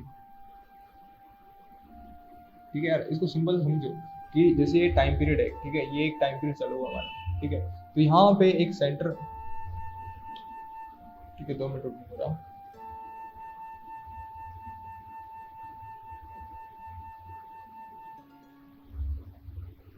ठीक है। तो देखो ये मान के चलो कि एक टाइम पीरियड चलो हमारे पास, ठीक है।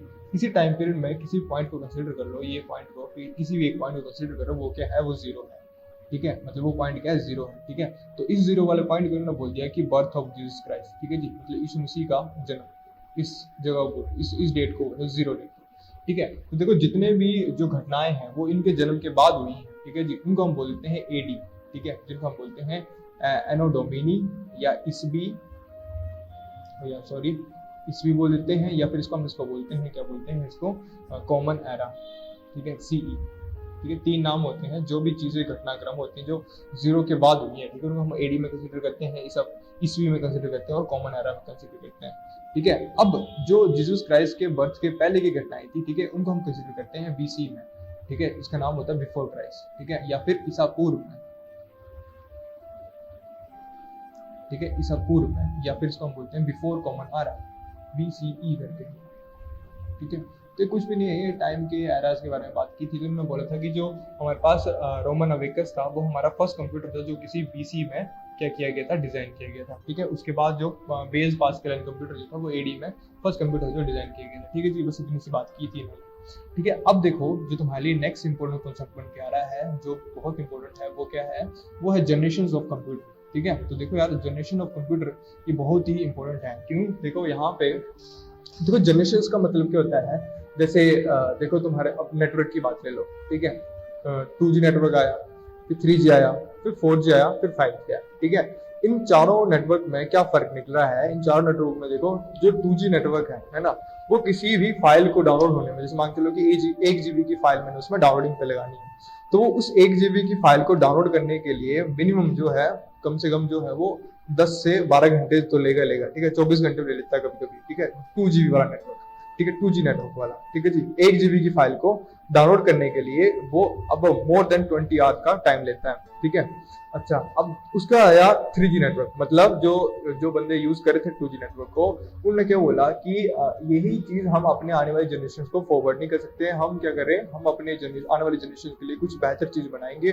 ताकि जो दिक्कत हमें मतलब झेलनी पड़ रही है डाटा को डाउनलोड करने के लिए, वो हमारी आने वाली जनरेशन को ना से झेलनी पड़े। ठीक है, तो उन्होंने क्या किया, उन्होंने एक 3G नेटवर्क का डेवलप कर दिया। ठीक है जी, 3G नेटवर्क में क्या था, उसी 1 GB को फाइल को डाउनलोड करने के लिए अब हमें लेस देन 1 आवर लग रहा है। ठीक है, लेस देन 1 आवर या फिर मान लो लेस देन 2 आवर लग रहा है। ठीक है, भाई 2 घंटे का कम समय लग रहा है हमें उस फाइल को डाउनलोड करने के लिए, 1 GB की फाइल को। ठीक है जी, देखो यहाँ पे क्या हुआ, यहाँ पे स्पीड बढ़ी, परफॉर्मेंस बढ़ी। ठीक है, अब देखो जो बंदे 3G नेटवर्क का यूज कर रहे थे, ठीक है, उन्हें क्या लगा कि अभी भी जो हमारी डाउनलोडिंग स्पीड है वो बहुत कम है और हम अपनी आने वाली जनरेशन को ये चीज फॉरवर्ड नहीं कर सकते हैं। तो उन्होंने क्या किया, एक नई जनरेशन के मतलब एक नई नेटवर्क के ऊपर काम किया और उन्होंने लॉन्च कर दिया 4G नेटवर्क। ठीक है, जिसका नाम था मतलब 4G नेटवर्क।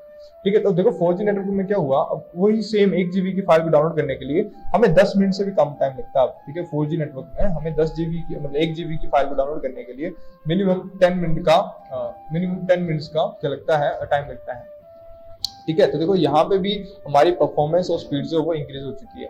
ठीक है, अब बात करते हैं, इसके बाद आया मतलब जो 4G नेटवर्क को यूज कर रहे हैं, उन्होंने बोला कि भाई अभी भी नहीं, ठीक है, अभी भी बहुत ज्यादा स्पीड लग रही है, 10 मिनट भी बहुत ज्यादा लग रहे हैं और कम करो। ठीक है, तो उन्होंने एक नए नेटवर्क के ऊपर वर्क किया और नए नेटवर्क के ऊपर वर्क करने का उन्होंने एक नया नेटवर्क लॉन्च कर दिया जिसका नाम रखती है उन्होंने 5G, जो क्या करता है, जो 1 GB की फाइल को डाउनलोड करने के लिए मिनिमम जो है वो 2 मिनट्स के भी कम का टाइम लेता है। ठीक है, तो देखो जनरेशन का मतलब क्या होता है कि जनरेशन टू जनरेशन, ठीक है, कि जो चीज आपकी बनी हुई है उसमें थोड़े एडवांस, ठीक है, एडवांस मतलब कुछ एडवांस चीजें ऐड करो ताकि वो और बढ़िया से अच्छे ढंग से काम कर सके। ठीक है, तो ऐसे ही हमारे पास जनरेशन ऑफ कंप्यूटर का कॉन्सेप्ट निकल के आता है। ठीक है, तो देखो जनरेशन ऑफ कंप्यूटर यहाँ लिखा हुआ है, the development of computers are divided in many forms of generation, here the generations have been described time wisely as well as technologically used. ठीक है जी, ये बोल रहा है कि आपको जो है वो इस वाले पैरा में मतलब हम जो बताएंगे आपको यहाँ पे कंप्यूटर की जनरेशन के बारे में बताएंगे और बताएंगे कि कौन सी जनरेशन कब लॉन्च हुई थी और उसका कितना टाइम इंटरवल तक वो चली थी और साथ में उस जनरेशन में क्या टेक्नोलॉजी का यूज किया गया था। ठीक है, तो देखो यहाँ पे आपके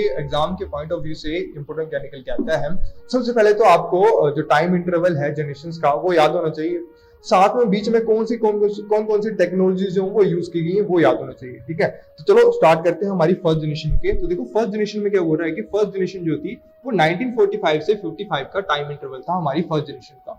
ठीक है, अब देखो फर्स्ट जनरेशन के अंदर क्या बोल रहा है ये, in this first generation of computers it had been used vacuum tube technology which makes a computer possible to do calculations. In this generation, computers are used for scientific applications and programming was done in mechanical machine level language like IBM 701, ENIAC, etc. ठीक है जी, तो देखो ये क्या बोल रहा है, जो हमारे फर्स्ट जनरेशन के कंप्यूटर थे उन कंप्यूटर्स में क्या था, वैक्यूम ट्यूब्स की टेक्नोलॉजी का यूज किया जाता है। ठीक है, अगर मैं तुम्हें दिखाऊं तो ये देखो ये होती है वैक्यूम ट्यूब्स। ठीक है, इस टेक्नोलॉजी का यूज किया जाता था। ठीक है, देखो आज के दौर में हम प्रोसेसर का यूज कर रहे हैं ना जो बिल्कुल ही छोटे होते हैं, लेकिन ये वैक्यूम ट्यूब्स की आती है, थोड़ी बड़ी अमाउंट की होती है। ठीक है, मतलब मान के चलो कि ये एक वैक्यूम ट्यूब जो वो मेरे एक 2 फिंगर्स के बराबर होगी। ठीक है, हाइट में थी और मोटाई में भी ठीक ठाक होती थी। ठीक है, तो जब भी हमने क्या किया था, फर्स्ट जनरेशन के कंप्यूटर जो बने थे जिनमें यूज किया गया था वैक्यूम ट्यूब्स का, उसमें क्या था कि उस दौर के जो कंप्यूटर थे ना वो बहुत ही बड़े थे। ठीक है, काफी बड़े बड़े स्पेस था उनका, मतलब एक पूरे कमरे के जितना एक कंप्यूटर होता था वो। ठीक है, बहुत हीट जनरेट करते थे वो। अब ऐसा क्यों होता था, क्योंकि जो एक कंप्यूटर बनता था ना उसमें ऐसी ऐसी जो ट्यूब्स थी, ठीक है, वो कम से कम 400 to 500 ट्यूब्स का यूज किया जाता था। ठीक है, 400 to 500 ट्यूब्स का यूज किया जाता था एक कंप्यूटर को डिजाइन करने के लिए, उसको वर्किंग करवाने के लिए। ठीक है, तो सीधी सी बात है यार, जब इस तरह की ट्यूब जो हैं वो 400 या 500 अमाउंट में यूज की जाएंगी तो सीधी सी बात है यार कि जो स्पेस है वो तो बड़ा हो गई। ठीक है, लार्ज अमाउंट में कवर करेगा वो चीजों को।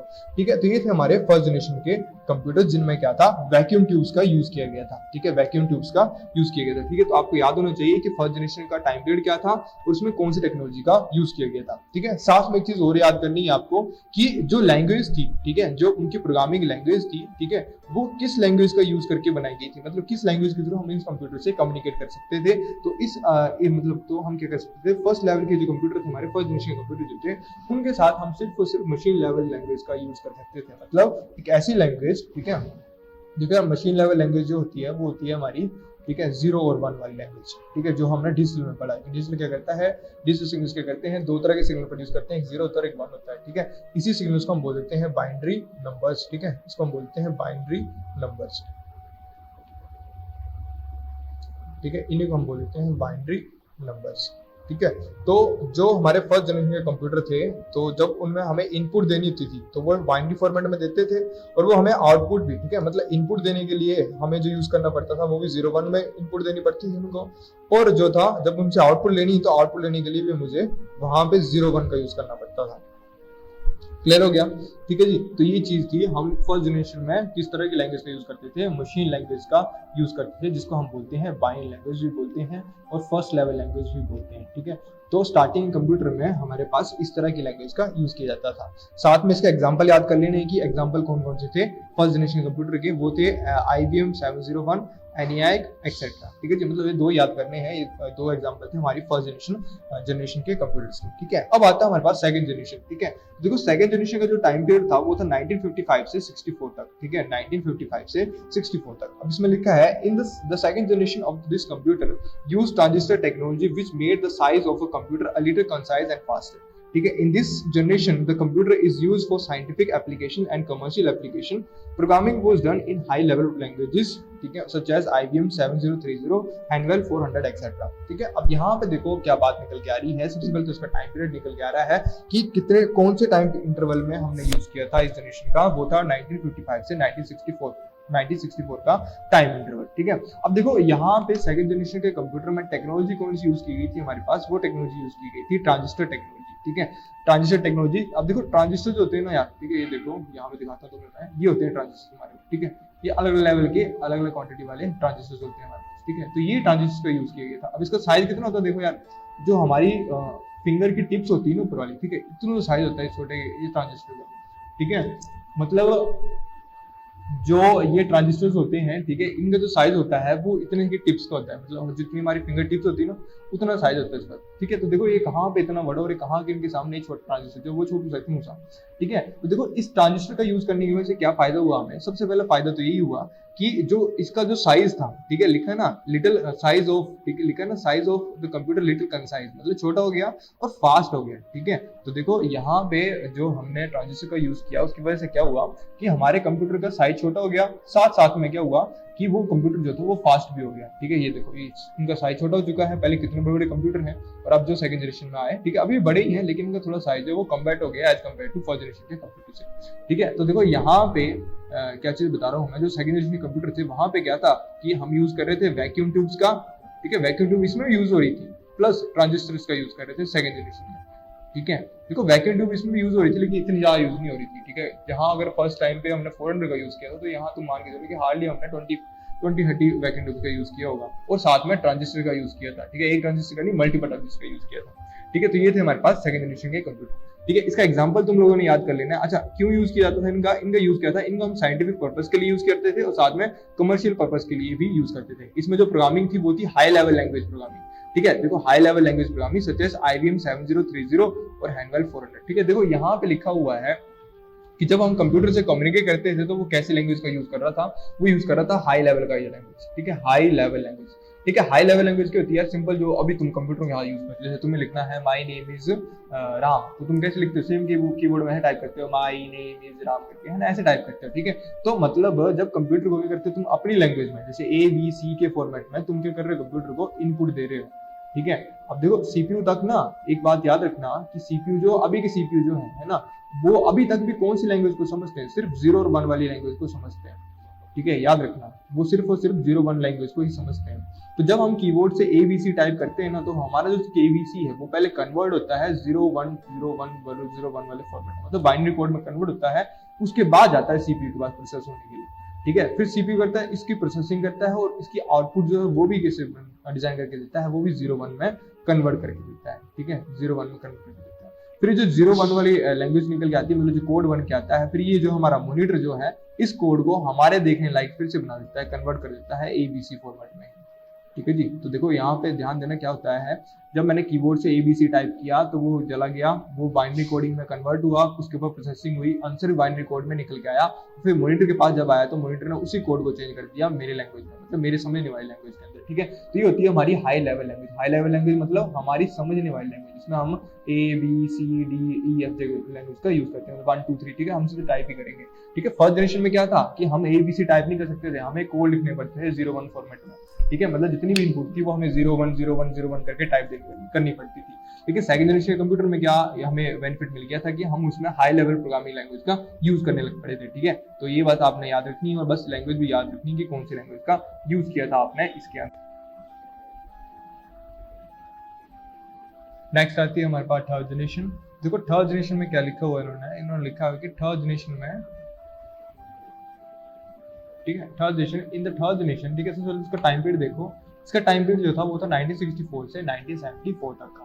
लिखा है in the third generation of the computers it had been used integrated circuits which made this faster, comparatively and reliable as well. ठीक है, in this generation computers are used for scientific, commercial and interactive online applications. Programming was done in high level programming language such as COBOL, Fortran, BASIC etc. ठीक है जी, देखो यहाँ पे third generation language में क्या बात की हुई है कि थर्ड जनरेशन लैंग्वेज का जो टाइम पीरियड था वो था 164 से लेके 1964 से लेके 1974 तक का। ठीक है जी, और जिसमें टेक्नोलॉजी का यूज किया गया था उस टेक्नोलॉजी का नाम था इंटीग्रेटेड सर्किट। ठीक है, जो है कुछ इस तरह की ये वाली सर्किट। ठीक है, ये छोटी छोटी चिप्स होती है। ठीक है, और ये काफी पावरफुल होती है ट्रांजिस्टर से। ठीक है, तो इस टेक्नोलॉजी का यूज किया गया था थर्ड जनरेशन के कंप्यूटर में। देखो ये थे हमारे थर्ड जनरेशन के कंप्यूटर, कुछ इस तरह से लिखते थे। ठीक है, तो देखो इन जो कंप्यूटर जो थे, इन कंप्यूटर में क्या था, ट्रांजिस्टर्स का यूज लग पड़ा था होने, प्लस जो आईसी हमारे पास, ठीक है, आईसी चिप जो थी इनका लग पड़ा था यूज होने। ठीक है, इंटीग्रेटेड सर्किट्स का यूज लग पड़ा था होने। ठीक है, और वैक्यूम ट्यूब्स का जो यूज था वो थर्ड जनरेशन के कंप्यूटर में वो टोटली क्या कर दिया था, इन्होंने खत्म कर दिया था। ठीक है, इन्होंने टोटली जो था वो उसको फिनिश कर दिया था। ठीक है, तो यहाँ पे देखो अभी आगे बता रहा है ये कि जब हमने आईसी का यूज किया तो उसकी वजह से क्या हो गया था, जो हमारे कंप्यूटर थे ना वो थोड़े और छोटे हो गए थे, मतलब रिलायबल हो चुके थे, हम उनको कैरी कर सकते थे आराम से, और वो काफी ज्यादा फास्ट हो चुके थे प्रोसेसिंग करने के लिए।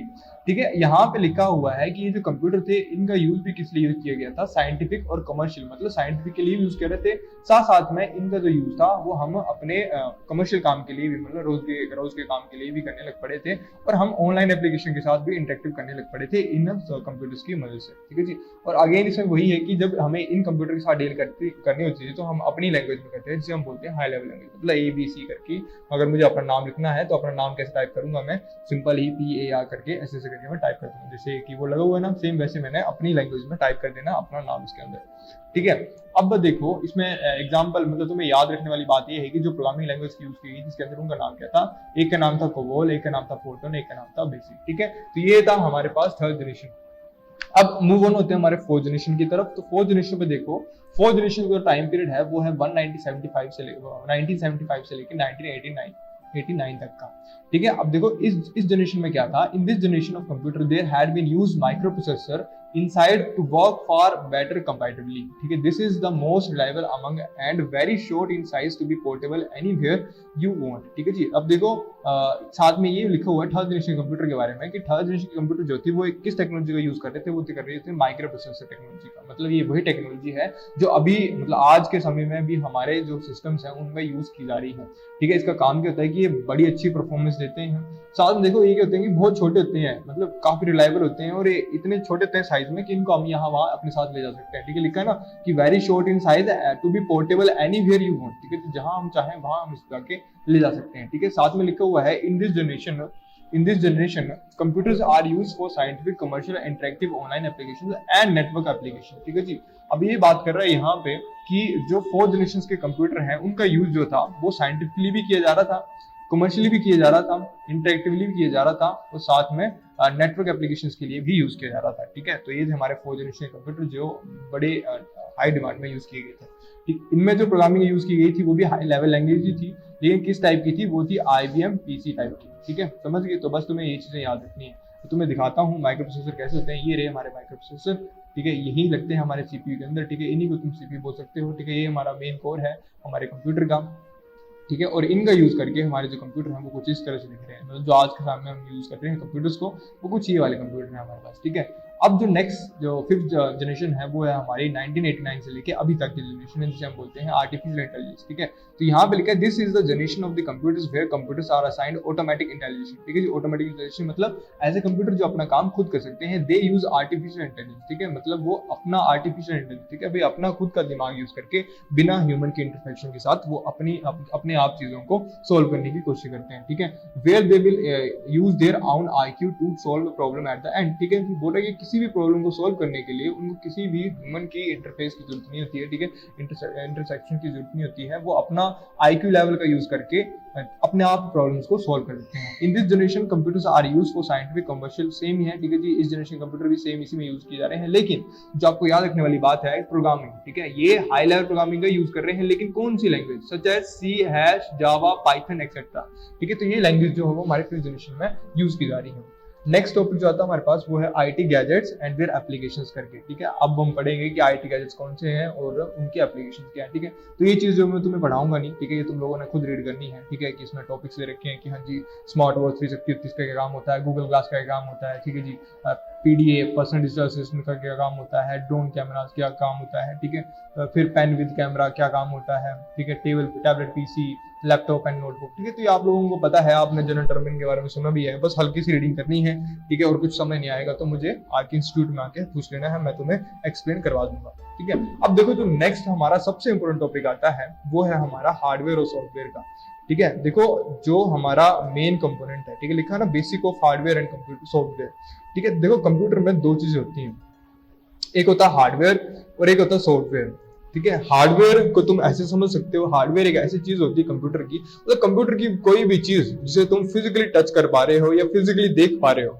ठीक है, मतलब उसको फिजिकली टच कर पा रहे हो, मतलब उसके रूप में टच कर पा रहे हो। जैसे कीबोर्ड होता है, माउस होता है ना, तो उसको तुम क्या कर सकते हो, अपने फिंगर टिप्स के थ्रू उसको टच कर पा रहे हो, है ना, उसको सेंस कर पा रहे हो। ठीक है, तो ऐसी डिवाइस कंप्यूटर की जिसे आप फिजिकली टच कर सकते हो, वो हम उसको कंसिडर करते हैं एज हार्डवेयर। और ऐसी कंपोनेंट कंप्यूटर का जिसे आप फिजिकली टच नहीं कर सकते हो, उसे हम बोलते हैं सॉफ्टवेयर। ठीक है जी, तो देखो सॉफ्टवेयर सिंपल से बताता हूं। जैसे जब आप अपने डेस्कटॉप में बैठते हैं, अपने PC में बैठते हैं, आपका जो फोल्डर है ना, अब आपका मन कर रहा है कि आपका जो फोल्डर कंप्यूटर में ना, आप उसको स्क्रीन से पकड़ेंगे और अपनी पॉकेट में डाल के घर ले जाएंगे। ठीक है, क्या पॉसिबल है? नहीं, है ना। क्यों पॉसिबल नहीं है? क्योंकि वो क्या हुआ, एक सॉफ्टवेयर प्रॉपर्टी है। ठीक है, अब माउस की बात करता हूं तो माउस अगर आप सोच रहे हैं कि हाँ जी मुझे ये बहुत अच्छा माउस लग रहा है, इसको ले जाऊंगा मैं घर, ठीक है, तो वो पॉसिबल है क्या? माउस को पकड़ो, अपने पॉकेट में डालो, घर ले जाओ। ठीक है जी, तो वो क्या हो गया, तो माउस क्या, हमारा माउस जो है वो एक हार्डवेयर कंपोनेंट है जिसे हम फिजिकली टच कर पा रहे हो, फिजिकली देख ही पा रहे हैं। लेकिन हमारे जो भी कंपोनेंट जो है हमारे सिस्टम के अंदर, जैसे हमारी फाइल्स हो गए, हमारे फोल्डर्स हो गए, गूगल क्रोम्स हो गए, ऐसे सॉफ्टवेयर हो गए, ठीक है, व्हाट्सएप हो गया, ये हो गया। ठीक है, तो ये सारे क्या है, ये सॉफ्टवेयर हैं। ठीक है, मतलब ये कोडिंग के थ्रू कुछ वर्क कर रहे हैं, इनको हम कभी भी फिजिकल रूप में टच नहीं कर सकते हैं, ना ही फिजिकल रूप में इनको देख सकते हैं। ठीक है, समझिए, क्योंकि ये सारे जो बने हुए हैं वो किसी न किसी डिजिटल फॉर्मेट के थ्रू ही डिजाइन किए गए हैं। ठीक है, तो यही मेन फर्क है इन दोनों के बीच में। तो अब पढ़ते हैं हम क्या लिखा हुआ है।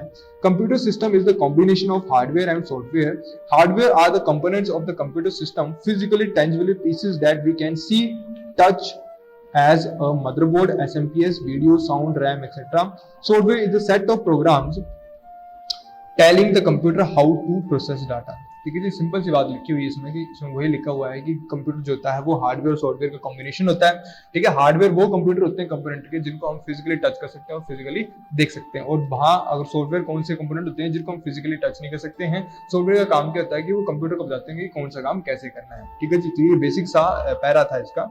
तो हम पढ़ते हैं हार्डवेयर के बारे में कि हार्डवेयर होता क्या है। ठीक है, तो लिखा है hardware is the physical part of the computer and the software that provide instruction to the hardware to accomplish task. ठीक है जी, मतलब क्या बोल रहा है ये बोल रहा है कि हार्डवेयर क्या होता है, एक फिजिकल पार्ट होता है कंप्यूटर का जो सॉफ्टवेयर ने उसको इंस्ट्रक्शन दी होती है। ठीक है, मतलब सॉफ्टवेयर जो कोई भी इंस्ट्रक्शन देता है हार्डवेयर को, तो वो हार्डवेयर जो उसको पूरा करता है। जैसे मान के चलो कि जब मैं क्रोम को ओपन करता हूँ, ठीक है, या फिर जब मैंने अपने फोल्डर के ऊपर डबल क्लिक किया, ठीक है, तो होगा क्या, मेरा फोल्डर ओपन होगा, ठीक है, मेरी फाइल दिखेंगी, ठीक है, तो वो दिख किस में रही है, वो दिख रही है मुझे मॉनिटर में। ठीक है, तो देखो उन फाइल को दिखाने का काम कौन कर रहा है, मेरा सॉफ्टवेयर ही कर रहा है ना कुछ ऐसे कोडिंग हो रखी है कि जब मैं अपने फोल्डर पे क्लिक करूं तो मेरी फाइल जो है वो मॉनिटर में मुझे दिख जाए सामने, या कुछ भी चीज अगर मैं ए टाइप करूं तो मुझे ए टाइप की वो लिख जाए अपने कंप्यूटर के ऊपर। ठीक है, तो देखो हार्डवेयर का क्या करते हैं, हार्डवेयर का यूज क्या होता है कि वो क्या करते हैं, वो हार्डवेयर को इंस्ट्रक्शंस देते हैं कि तुम्हें क्या करना है। क्लियर हो गया? चलो जी, अब तुम्हें बताता हूँ, यहाँ पे तुम्हें सम ऑफ द एग्जांपल दिए होंगे हार्डवेयर के और सॉफ्टवेयर के, लिखो हो ना, the boundary between hardware and software is connected through firmware software that is built in to the hardware. ठीक है, अच्छा अब यहाँ पे ना तुम्हें एक चीज याद रखनी है, ये वाली फर्मवेयर करके। ठीक है, फर्मवेयर, ठीक है, देखो फर्मवेयर क्या होता है, फर्मवेयर एक बिल्ट इन सॉफ्टवेयर होता है। ठीक है, बिल्ट इन मतलब पहले से बना सॉफ्टवेयर होता है हमारे हार्डवेयर के अंदर। ठीक है, जैसे आप कीबोर्ड यूज कर रहे हो ना, कीबोर्ड, तो मैंने क्या बोला है, जैसे मैंने तुम्हें पहले ये बताया, मैंने तुम्हें ये बताया था ना स्टार्टिंग में कि हाँ जी हमारा सीपीयू होता है, यहाँ से हमारी इनपुट जाती है, कीबोर्ड के थ्रू इनपुट जाएगी, वो इसको मिलेगी, सीपीयू उसको प्रोसेस करेगा और आउटपुट जनरेट करवा देगा, और वो आउटपुट हमें दिख जाएगी अपने मॉनिटर के ऊपर। ठीक है जी, यही चीज बताई थी। लेकिन देखो यहाँ पे क्या होता है, जो हम कीबोर्ड को यूज कर रहे हैं, मैंने तुम पहले बताया कि जो भी हमारे कंप्यूटर होते हैं, जो भी हमारे सीपीयूज हैं, उनको सिर्फ एक ही भाषा समझ आती है, जिसे हम बोलते हैं बाइनरी लैंग्वेज, जो होती है 0-1 के फॉर्मेट में। ठीक है, वो 0-1 के अकॉर्डिंग कोड बने होते हैं, उसके थ्रू चलती है। तो देखो जब भी हम कीबोर्ड में ए टाइप करते हैं, बी टाइप करते हैं, ठीक है, तो वो जो है वो स्काई कोड के अकॉर्डिंग, ठीक है जी, ठीक है, स्काई कोड के अकॉर्डिंग वो क्या होते हैं, वो बाइनरी कोडिंग में चेंज होते हैं, कन्वर्ट हो जाते हैं। ठीक है, फिर वो बाइनरी कोडिंग क्या करती है, वो आगे जाती है सीपीयू के पास 0-1 की फॉर्म में, तब जाके प्रोसेस होता है। ठीक है, देखो कीबोर्ड में क्या होता है, तो जब भी हम कीबोर्ड में ए टाइप करते हैं तो उसके अंदर ना पहले से एक सॉफ्टवेयर होता है, फर्मवेयर जिसको हम बोलते हैं। वो क्या करता है, जैसे मैंने के टाइप किया तो वो उसका स्काई नंबर मतलब कोडिंग के थ्रू, मतलब बाइनरी नंबर के कोडिंग के थ्रू वो क्या जाएगा, वो नंबर आगे सीपीयू के पास फॉरवर्ड होगा। क्लियर हो गया? तो ये जो फर्मवेयर होते हैं ना, वो हार्डवेयर के अंदर बिल्ट इन होते हैं, जो किसी ना मतलब जो क्या करते हैं, जो हमारे हार्डवेयर के थ्रू जो भी हम इनपुट दे रहे हैं सिस्टम को, उसको क्या करता है, वो डिजिटल सिग्नल में कन्वर्ट करवा देता है। ठीक है, समझ गए? तो ये है होता हमारा फर्मवेयर। ठीक है, अब कुछ कंपोनेंट बता रहा है कि हार्डवेयर के कंपोनेंट कौन कौन से होते हैं। देखो ये वाले हार्डवेयर के कंपोनेंट होते हैं। ठीक है, ये होता है हमारा मदरबोर्ड। ठीक है, ये होता है हमारा मदरबोर्ड। ठीक है, देखो यहाँ लिखा भी है, it is the biggest electronic circuit board inside the computer system which hold the CPU, main memory and other parts and has slots for the expansion card. ठीक है, तो देखो ये होता है हमारा मदरबोर्ड। ठीक है, इसके अंदर क्या होता है, हमारे सारे कंपोनेंट होते हैं, रैम लगी होती है, रोम लगी होती है, ठीक है, प्रोसेसर लगा होता है, ठीक है, और भी सारे फंक्शनलिटी जो सारे से ना होल्ड करके रखे होते हैं। ठीक है, तो ये होता है मदरबोर्ड। इसको हम फिजिकल देख भी पा रहे हैं और फिजिकल इसको हम टच भी कर पाएंगे। ठीक है, अब नेक्स्ट नंबर पे आता है एसएमपीएस। ठीक है जी, इसकी फुल फॉर्म याद कर लेनी है, ये इंपॉर्टेंट है। एसएमपीएस, ठीक है, एसएमपीएस की फुल फॉर्म होती है स्विच मोड पावर सप्लाई। ठीक है, स्विच मोड पावर सप्लाई इसकी जो फुल फॉर्म होती है, ये क्या करता है, ये जो हमारे अल्टरनेटिव करंट को, ठीक है, जो हमें डायरेक्ट करंट आता है, ठीक है, तो जो हमें 220 का करंट आता है, 220 वोल्ट का करंट आता है, उसको कन्वर्ट कर देता है ये डायरेक्ट करंट में हमारे सीपीयू, हमारे सर्किट बोर्ड के अलग अलग कंपोनेंट्स के। ठीक है, जैसे ये देखो यहाँ पे, ये देखो ये है मेरा एसएमपीएस। ठीक है, ये है मेरा एसएमपीएस। इस एसएमपीएस में क्या होता है कि हमारी ये डायरेक्ट पावर सप्लाई है, यहाँ हमारा यहाँ पे 230 वोल्ट या 220 वोल्ट का करंट जाता रहता है यहाँ पे। ठीक है, इतना वोल्ट का करंट जाएगा इसके अंदर। ठीक है, हमारी बिजली से कनेक्ट होके, और फिर इन वायर्स के थ्रू, ठीक है, हमारी इन वायर्स के थ्रू हमारे मदरबोर्ड को अलग अलग मात्रा में ये सारा करंट मिल जाएगा डीसी की पावर। ठीक है, मतलब डीसी के रूप में सभी को एक अलग अलग तरह से करंट मिल जाएगा। जैसे किसी को 5 वोल्ट का चाहिए होगा तो उसको 5 वोल्ट अलाउड कर दिया जाएगा, 2 वोल्ट, ठीक है जी, 10 वोल्ट, 19 वोल्ट, ठीक है जी, तो जिसकी जितनी नीड होगी करंट की वो उसको उतनी पावर सप्लाई आगे शेयर कर देगा। ठीक है, तो ये होता है एमपीएस और एसएमपीएस। ये भी क्या होता है, एक हार्डवेयर कंपोनेंट है। ठीक है, फिर नेक्स्ट नंबर पे बोला है कि स्टोरेज कंट्रोलर। ठीक है, storage controller in the sense कि ऐसे कंट्रोलर, मतलब ऐसे सिस्टम्स जो क्या करते हैं, जो क्या करते हैं, वो हमारे हार्डवेयर कंपोनेंट, मतलब किसी भी स्टोरिंग कंपोनेंट के साथ अटैच होते हैं, जैसे ये। ठीक है, ये हमारा स्टोरेज कंपोनेंट। ठीक है, ये क्या होगा, हमारे मदरबोर्ड के साथ अटैच होगा। फिर इसके थ्रू हम किसी भी एक्स्ट्रा हार्डवेयर के थ्रू, मतलब हार्ड डिस्क के थ्रू या फिर किसी भी एक्स्ट्रा स्टोरेज के डिवाइस को कनेक्ट कर सकते हैं अपने सिस्टम के साथ। क्लियर हो गया? ये तुम्हारे स्टोरेज कंट्रोलर। उसके बाद आता है हमारे पास ग्राफिक कंट्रोलर। ठीक है, तो देखो ग्राफिक कंट्रोलर्स क्या होते हैं, जो बच्चे गेम वगैरह खेलना चाह रहे हैं सिस्टम्स में, ठीक है, तो वो गेम्स को हैंडल करने के लिए हमारे पास एक अलग से ग्राफिक कार्ड होता है। ठीक है, ये वीडियो इंस्पेक्शन के लिए होता है, ठीक है।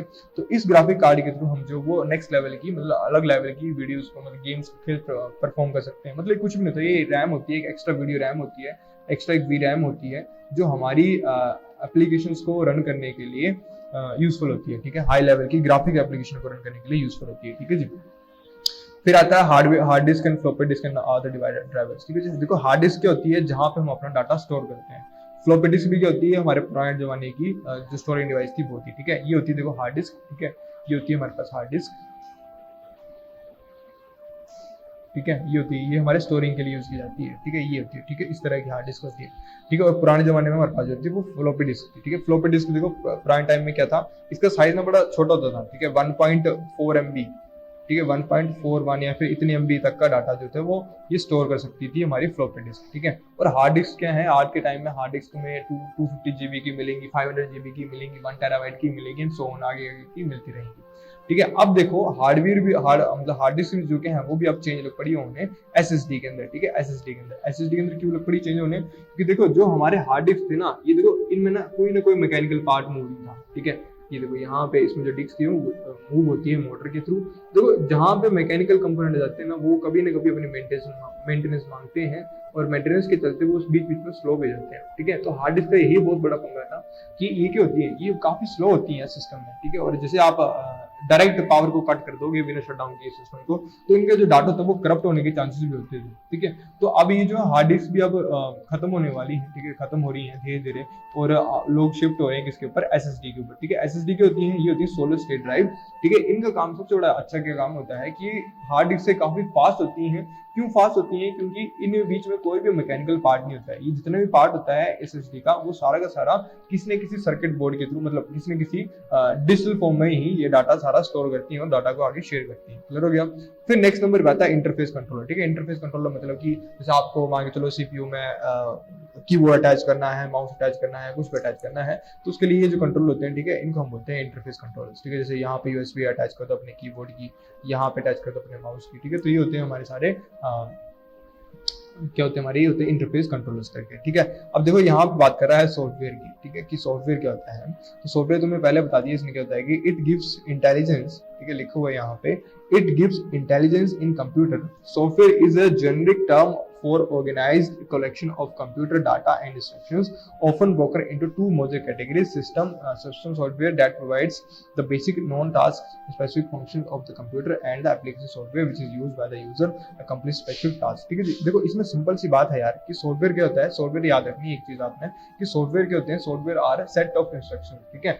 सॉफ्टवेयर का यूज क्या होता है कि वो सॉफ्टवेयर क्या होते हैं, वो एक सेट ऑफ इंस्ट्रक्शन होते हैं, मतलब उसमें ना कोडिंग के फॉर्मेट में चीजें लिखी हुई होती हैं, और वो जो चीजें लिखी गई हैं, मतलब जो हमने कोड लिखा है, वो हमारे हार्डवेयर को बताएगा कि तुमने कैसे वो वाला कैसा काम, मतलब जो काम है वो तुमने किस वे में करना और कैसे करना है, ठीक है। तो अभी फिलहाल के लिए तुम इसको इतना याद रखो कि सॉफ्टवेयर जो होते हैं वो दो तरह के होते हैं, ठीक है। सॉफ्टवेयर जो होते हैं वो दो तरह के होते हैं, ठीक है। अभी ऐसे याद रखो, क्योंकि आगे ही तुम्हें जो है वो आगे एक्सपैंड करके बता दूंगा, ठीक है। सॉफ्टवेयर दो तरह के होते हैं, एक होते हैं एप्लीकेशन सॉफ्टवेयर और एक होते हैं सिस्टम सॉफ्टवेयर, ठीक है। बस अभी तुम दो टर्म याद रखो, इसी क्लास में आगे जो है वो इसको डिफाइन किया गया है कि एप्लीकेशन सॉफ्टवेयर क्या होता है और तुम्हारा सिस्टम सॉफ्टवेयर क्या होता है, ठीक है जी। क्लियर हो गया।